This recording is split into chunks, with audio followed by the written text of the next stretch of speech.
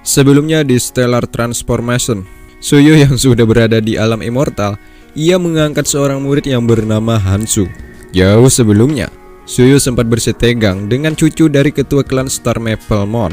Orang-orang dari klan itu yang mengetahui Suyu seorang pemuda yang tangguh, maka dengan kelicikan dari orang-orang klan Star Maplemon, memanfaatkan Suyu untuk mengguncang orang-orang dari sekti pedang giok.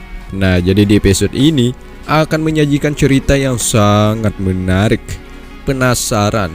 Yuk langsung saja kita katakan bersama-sama. Dan film pun dimulai.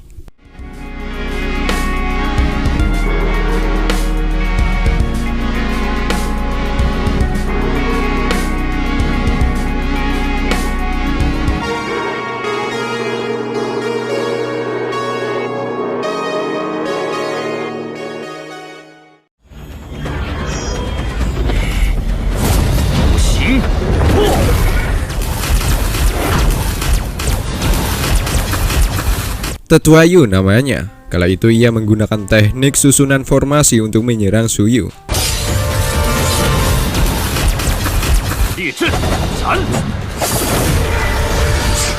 Suyu yang tingkat kekuatannya di atas Tetua Yu ini mampu menahan serangan yang dilancarkan oleh lawannya. Hal itu membuat Tetua Yu semakin geram. Ia sekali lagi melancarkan satu serangan mematikan yang bernama teknik 5 elemen. Tubuh Tetua Yu seketika menjadi beberapa bagian. Kemudian ia menunggu momentum untuk menggabungkan kekuatan ke dalam pedangnya. Seluruh jiwa raga ia serahkan ke dalam inti pedang ini, coy. Setelah selesai proses itu, langsung saja pedang tersebut diarahkan ke targetnya, yakni Suyu.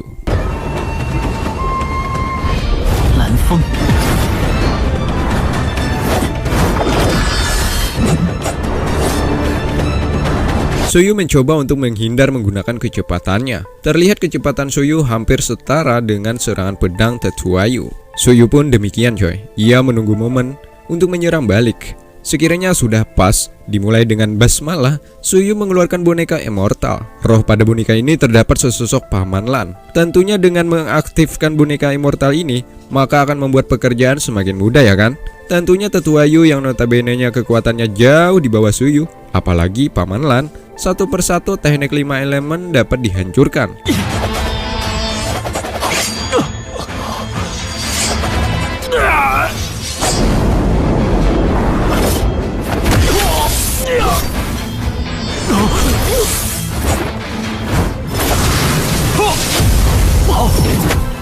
Kemudian Suyu mengakhiri permainan ini dengan teknik mematikan. Seketika Suyu dapat menembus dada Tetua Yu dan mengambil dantian pada dirinya.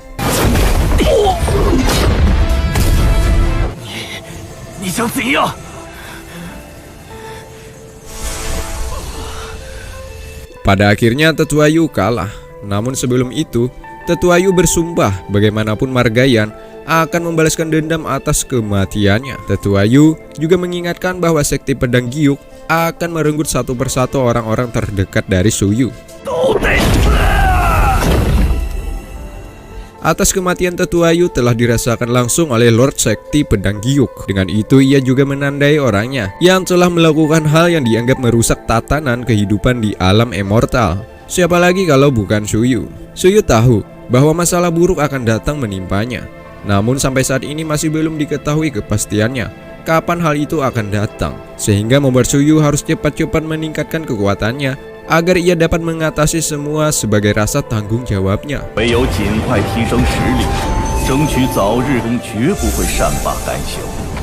Cukup lama ia berada di sini, sekiranya 10 tahun waktu setempat di alam immortal, coy. Suyu mulai mendapatkan hasilnya setelah berjuang keras dalam segi latihan.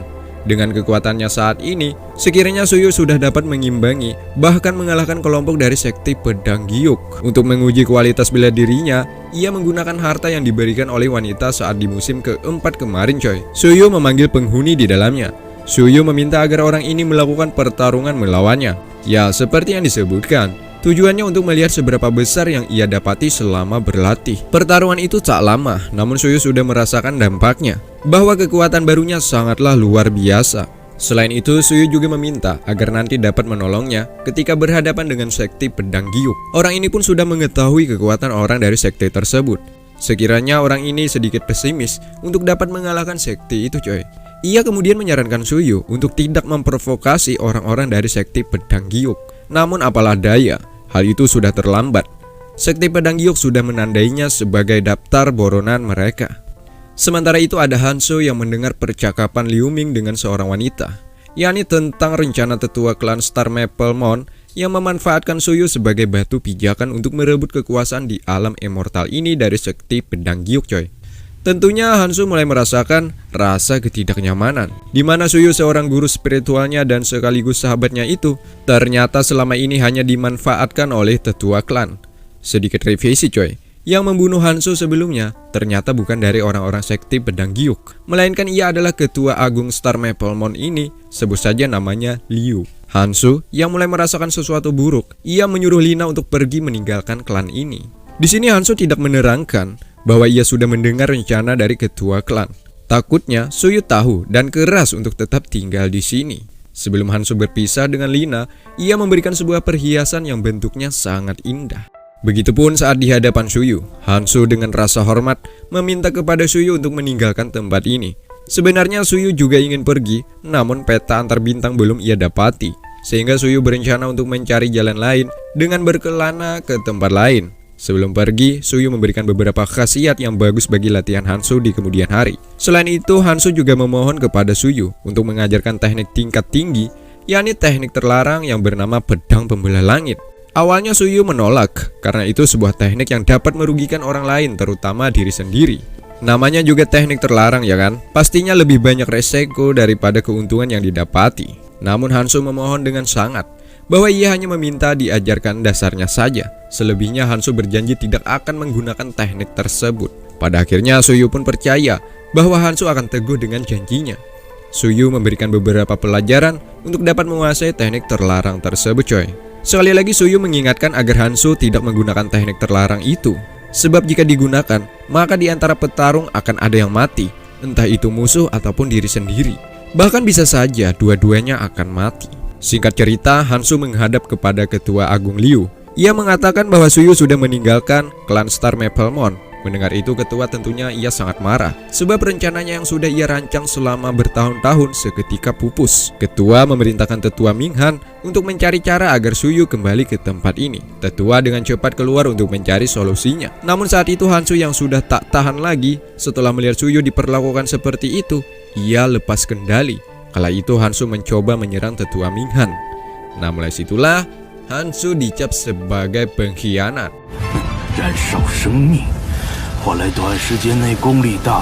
Itulah alasan kenapa kejadian ini bisa terjadi coy. Ternyata kedatangan Suyu ke alam immortal bukannya dapat sambutan, malahan ia dijadikan umpan untuk mendatangkan orang-orang dari sekte Pedang Giok. Sebagai pemuda brutal, Suyu sangat murka. Pertama, dirinya merasa dipermainkan, dan kedua karena Hansu telah mati di tangan mereka. Pada akhirnya, Ketua Agung Liu dan Suyu bersetegang. Kemampuan Suyu jauh lebih kuat dibandingkan Ketua Agung coy, sehingga ia dapat mendikte jalannya permainan. Ketua Agung berada di bawah ancamannya. Bahkan Suyu berniat untuk membunuh Ketua Agung ini. Namun Ketua meminta ampun bahwa kejadian ini bukan sesuatu yang diinginkan, melainkan ada sesuatu hal yang belum dapat dijelaskan. Tepat setelah Suyu menarik lagi senjatanya, bukannya panik, Ketua Agung malahan menertawakan Suyu karena ia telah masuk ke dalam permainannya. Sebab di atas langit terlihat ada portal, menandakan bahwa orang-orang sekte Pedang Giok akan segera datang. Sekali lagi Suyu merasa dipermainkan. Maka dengan itu, kali ini ia tak main-main lagi. Suyu sekali serangan dapat membunuh Ketua Agung. Sebelum terlambat, Suyu meminta Lina untuk membawa Hansu masuk ke alam teleportasi pada dirinya. Sementara orang-orang dari sekte Pedang Giok biar Suyu yang atasi. Singkatnya, orang-orang kuat dari sekte Pedang Giok datang. Sementara Suyu bersiap dengan senjatanya, menandakan Suyu sudah mengambil ancang-ancang untuk bertarung. Sebut saja namanya Yayu. Dia murka setelah melihat Tetua Agung mati mengenaskan akibat dibunuh oleh Suyu. Hal ini tentulah sebuah perbuatan yang tak bisa dimaafkan oleh orang-orang dari sekte Pedang Giok. Suyu sempat diancam mereka dari orang-orang sekte coy. Bukannya takut, Suyu malahan balas menentang bahwasanya bukan dirinya yang terbunuh, melainkan merekalah yang akan Suyu bunuh. Sebab kematian Hansu atas kelompok Maple Moon dan juga sekte Pedang Giok tak bisa dimaafkan. Selain itu, Yayu juga mengingatkan kejadian atas terbunuhnya Huayan di tangan Suyu. Ya, Huayan adalah utusan dari sekte pedang giok untuk merebut lukisan ilahi, coy. Sampai sini Suyu pun akhirnya mengetahui akan kelicikan kelompok sekte pedang giok ini. Mereka memiliki segala cara untuk merebut kembali lukisan ilahi yang ada di tangan Suyu. Mereka juga mengetahui akan kedekatan Suyu dengan Lam Feng, sehingga dengan sangat Yayu meminta untuk menghadapkan mereka dengan Lam Feng. Sebenarnya kelompok sekte ini sudah pernah bersetegang dengan Lam Feng, coy. Itulah sebabnya mereka sangat menginginkan kehadiran Lam Feng dengan tujuan untuk dibunuh secara barengan bersama Suyu. Kalau itu maunya, maka Suyu pun mengeluarkan boneka immortal yang rohnya terdapat sesosok Paman Lan atau Lam Feng. Boneka immortal ini pun langsung mengeluarkan teknik spektrum binatang dengan tujuan memanggil para iblis, sehingga keributan tak bisa terhindarkan lagi. Kedua kubu langsung baku hantam satu sama lain.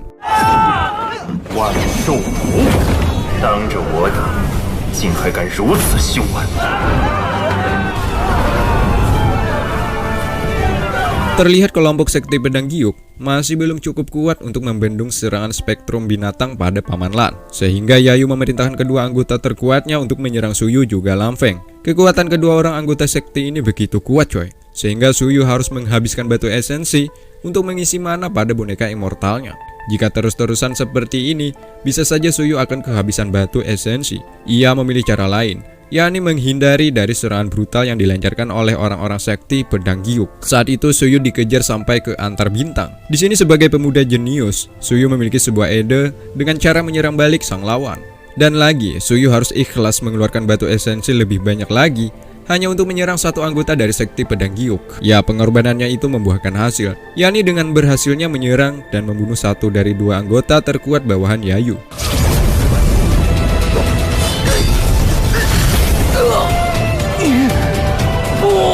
Yayu dan satu orang ini pun mengejar dengan harapan masih bisa membalaskan atas kematian orang terdekat dari Yayu. Namun nihil, di saat saling aksi serang, boneka immortal atau Paman Lan ini malah bisa mengelabui mereka. Alhasil Suyu berhasil lari dari kejaran dari orang sekte pedang giok. Kenapa Suyu lari? Jawabannya, jika terus melawan, maka Suyu akan kehabisan batu esensi. Nah, jika sampai habis, maka boneka immortal tak bisa diaktifkan lagi.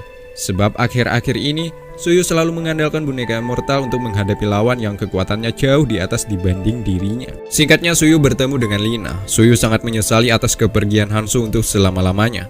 Sedikit banyaknya, ini semua lantaran Suyu sendiri yang dulu sempat mengajarkan teknik terlarang. Namun Lina mencoba agar Suyu tidak menyesali kejadian yang sudah terjadi. Hansu adalah sahabat juga seorang murid bagi Suyu. Maka dari itu, sebagai orang yang paling pertama bertanggung jawab atas kepergian Hansu, Suyu bersumpah untuk membalaskan dendam kepada sekte pedang giok. Ya, meski sempat dilarang Lina, karena ia juga mengkhawatirkan Suyu kenapa-napa, ya kan? Keputusan Suyu sudah bulat. Untuk beberapa waktu lama, sepertinya Suyu akan terus berada di alam immortal ini, yakni dengan tujuan untuk membalaskan dendam atas kematian Hansu sahabatnya. Yayu pun demikian.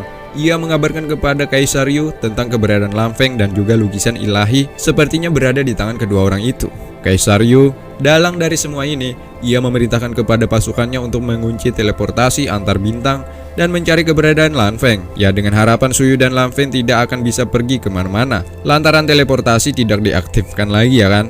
Maka dari itu, proses pencarian Lam Feng akan lebih mudah. Tak perlu waktu lama bagi Kaisar Yu, para anggotanya sudah menutup jalan antar bintang. Dengan ini maka para penduduk asing di sini tak bisa lagi keluar dari alam ini. Mau marah pun percuma, karena yang membuat aturan adalah Kaisar Yu. Sehingga tak ada pilihan lagi bagi para penduduk asing. Mereka memikirkan cara untuk memberontak dan menghabisi orang-orang dari sekte pedang giok. Sedikit catatan, untuk beberapa tahun silam, kawasan ini sepenuhnya sudah dikuasai oleh sekte pedang giok yang berasal dari Margayan, coy. Sementara Lina dan Bibi berjalan menuju keberadaan Suyu. Rencananya Lina ingin mengabarkan bahwa seluruh akses antar bintang sudah ditutup oleh sekte pedang giok. Namun sayangnya, saat di tengah jalan ada pemuda pengabdi setan yang diharuskan untuk menghadap gurunya sebelum kekuatan di dalam tubuh habis.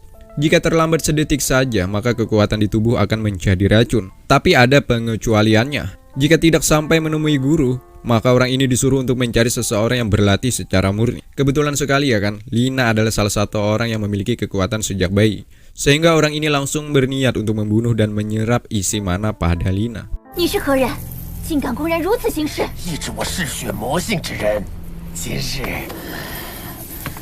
Suyu dari kejauhan ia merasakan Lina sedang dalam bahaya. Ia pun langsung mendatangi ke keberadaan Lina. Untungnya Suyu belum terlambat, sehingga Lina bisa ia selamatkan. Di sini lagi-lagi Suyu mengandalkan boneka immortal untuk menghabisi orang ini. Pertarungan sangat menarik, sebab orang ini juga memiliki keterampilan yang tak kalah hebatnya dengan Paman Lan. Bahkan Suyu dapat ia paksa untuk menahan rasa sakitnya dari serangan si pengabdi setan ini.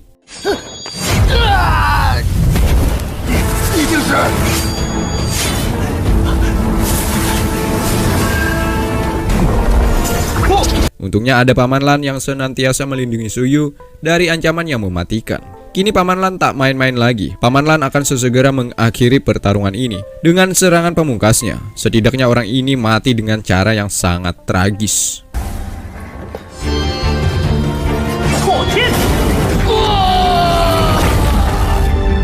Setelah kejadian tadi berakhir, Lina berterima kasih kepada Suyu. Dan tak lupa sesuai rencana di awal, bahwa Lina mengatakan tentang teleportasi antar bintang sudah ditutup. Dengan itu Suyu tak bisa kemana-mana lagi.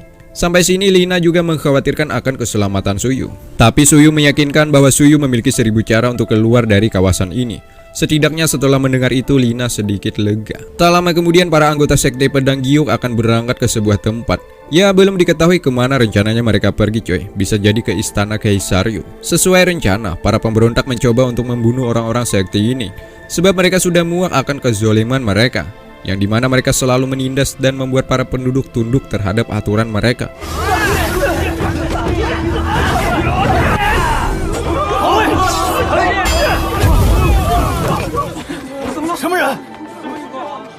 Nah, ketika itu dijadikan kesempatan bagi Suyu untuk memaksimalkan kejadian ini ya kan, yakni dengan menangkap satu anggota dari mereka. Kemudian Suyu dengan tekniknya, ia berubah layaknya seorang pengawal kelompok ini.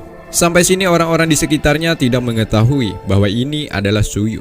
Lantaran Suyu juga memiliki teknik yang dapat menyembunyikan nafas, sehingga aura tubuhnya tidak dikenali oleh orang-orang. Pada akhirnya Suyu juga ikut pergi dengan kelompok sekte pedang giok. Dan film pun bersambung.